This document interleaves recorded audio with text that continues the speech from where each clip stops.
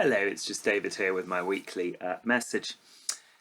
One of the more interesting bits of anthropology, and particularly anthropology of religion, is the emergence of so-called cargo cults in the sort of period of about 100 years before the Second World War. What are cargo cults? Well, they sort of originated, mainly around the sort of Pacific Basin with sort of very remote communities. Melanesia, I think, is one of the earliest or classic cases of this in anthropology. And small indigenous island communities that have been largely cut off from sort of the West or, the industrialized nations. And increasingly, these came in contact with, with sort of Western trades.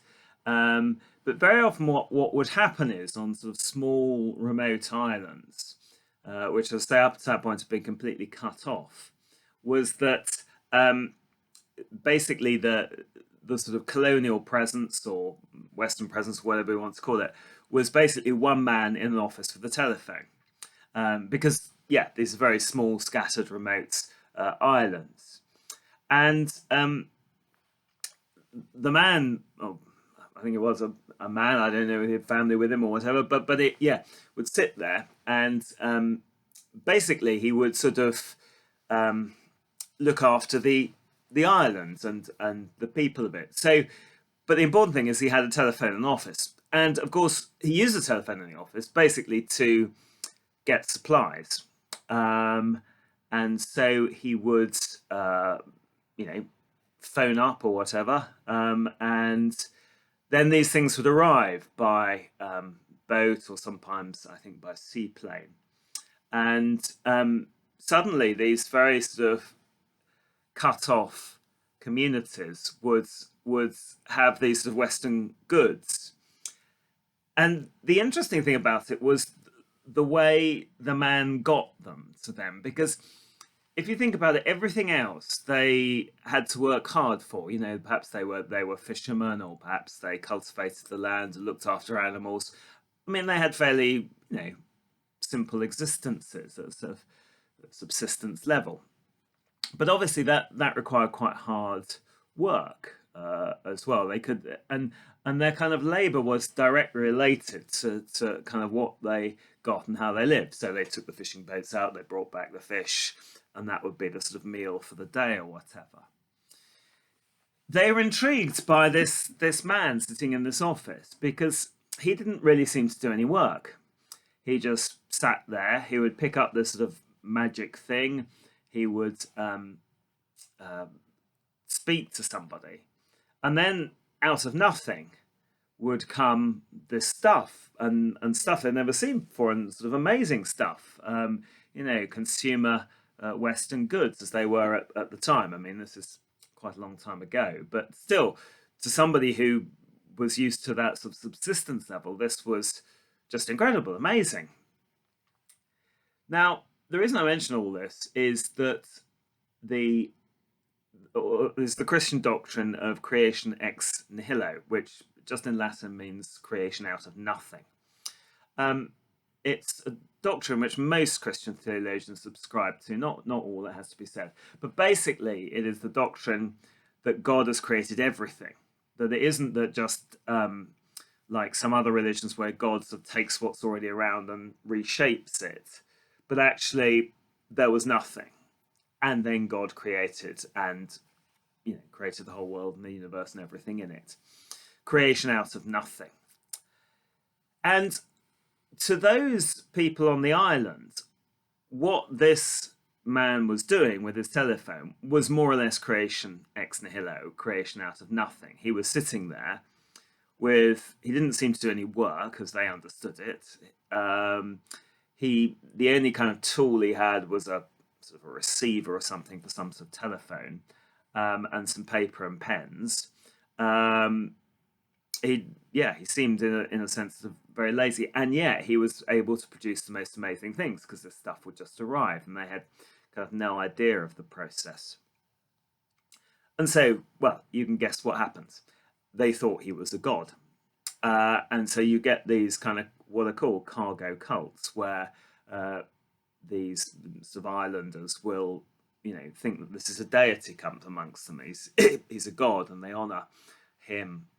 So generally, as a him, as a god. And so these are well documented. This isn't theoretical. This is sort of well documented, and in a sense, understandable, isn't it? This guy arrives, doesn't do any work, and produces radios, perhaps, or something. Isn't that, talking machines? Yeah, must be absolutely extraordinary. And so, yes, it's a well-known phenomena. Again, well, you might think, well, that's a vaguely interesting piece of religious anthropology, but what's it got to do with us or anything? I think it's everything really, because I think kind of we've, the at the moment in the present sort of crisis, that the cargo gods have been unmasked again, because we've got used to the presence of cargo gods. We go to the petrol station, we go to the supermarket, it's all there. And then there's the kind of Amazon god who is even better, who kind of actually we can be our own cargo god. We sit, we tap away on the computer, and the stuff arrives. And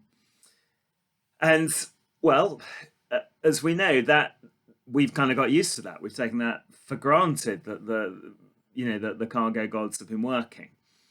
And then suddenly in the last 3 weeks, the cargo gods haven't been working. Suddenly we've realized that actually to get fuel to our fuel stations, to get food into our shops, is an extraordinary, lengthy, complex and labor intensive process. There are no cargo gods. They've been demasked.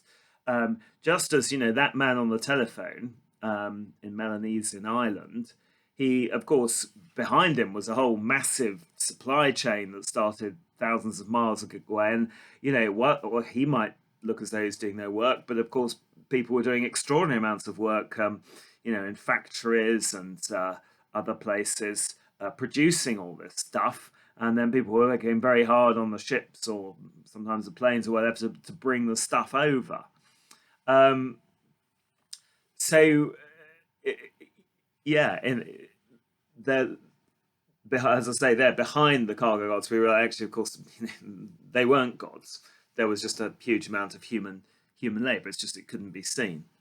And I think that's very much where we are now. Suddenly we're like the islanders, that we've just kind of thought this is brilliant. There's this cargo god, and now we've suddenly realised that actually no, we've been disenchanted. Behind it is thousands, tens of thousands of people who are working terribly hard, and it kind of fits in with our theme of it, around now being harvest in our various churches, because again, a harvest at its best reminds us that again, supermarket shelves are stocked, but they don't. It doesn't happen by magic. There is no sort of food god. It just happens by hard work. It's just that we're lucky enough that generally we don't have to see it. And so it allows us to kind of look behind those things. And I think to do two things. I mean, first of all, to appreciate it. Just, it's a extraordinarily complex system of supply and demand, particularly, the thing of, just in time now ordering, but it's quite a fragile supply line, because of course one little break, as we've found out, will really scupper things. So yeah, first of all, we appreciate it, I think, but also I think more than that, we've got to be a bit questioning, and it's something we've been looking at with our kind of churches taking action thing. I know that we had sort of looking at our Lent groups, that actually we can actually now look at that supply chain. Once it's exposed and we're forced to look at it, we are forced to say, well, how are we treating these people? How are HDV drivers rewarded and paid? How are they treated? Where are they able to sleep at night when they're driving their tankers?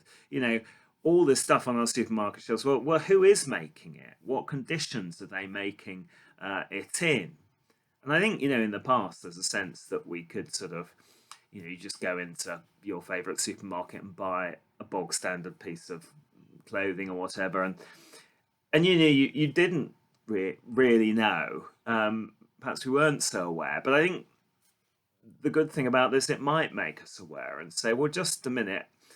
Of these sort of 20 people in the supply chain, from the farmer or the grower or the miner to the manufacturer to the driver to the deliverer to the shop assistant, etc., in all that, and if one link in that chain breaks instantly, as we found with the fuel, I mean, the everything's working fine. It gets to this country, it's all there, which itself is an incredible process. But then, this is the trouble. We can't actually get it to the sort of forecourts. So yeah, there is just one link in the chain goes bad, the whole thing falls apart. So it does mean that, as I say, every link we kind of have to look at and appreciate and think about and think, well, what might go wrong? Are we treating these people fairly, or is it might be that somebody says, well, actually, nobody wants to do this link in the chain anymore because it's a grotty living. So I think, yeah, there are no cargo gods. Everything comes to us by human endeavor and hard work. And we need to both appreciate that, but we also need to, particularly if it goes wrong, look at it and make sure that everybody in that chain of human endeavor is treated rightly and properly. Thank you.